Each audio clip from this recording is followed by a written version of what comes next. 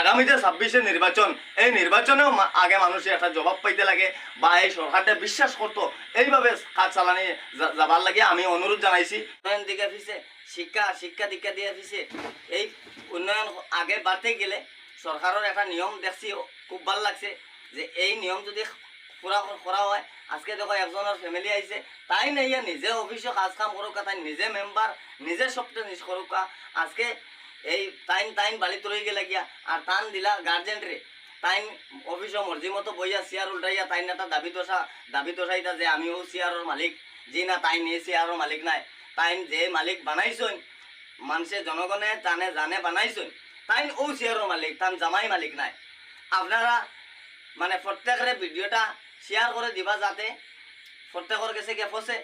আর আপনারা যে কাম কাজ আছে, যে কাম কাজ নিজে নিজে যাইবা, নিজে করবা। আপনারা যারা যে ফিসে ব্যাকগ্রাউন্ড গার্জেন্ট আছেন, প্রতিনিধি সকল আছেন, প্রতিনিধি চলতো নাই। এই ব্যাপারে আমি আসাম সরকারের অধিক ধন্যবাদ জানাই। আর এই নিয়মটা কার্যকর মানে একদম পুরা ফাক্কা মজবুত হিসাবে তাহার লাগে আমি অনুরোধ করিয়া।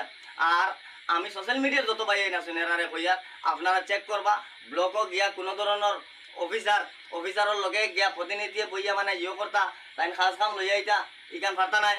আর জনগণের যত খাস কাম হওয়ার আছে 100% হইব।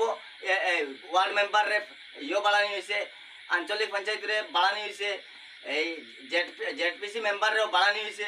এটা প্রত্যেকের ফেসিলিটির বিভিন্ন প্রকল্প করা হয়েছে। কিন্তু যেই সিস্টেম করা হয়েছে এই সিস্টেম মতো আমরা চলার লাগিয়া আমরা জনসাধারণে খেয়াল রাখতাম। আর আমার সরকারের অনুরোধ, আপনি যেইগুলা জিনিসটারে পদক্ষেপ নিছেন খুব ভালো লাগছে।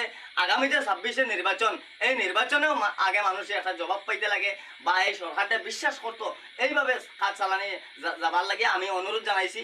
আর এই বলি আমি আমার বক্তব্য শেষ করলাম না।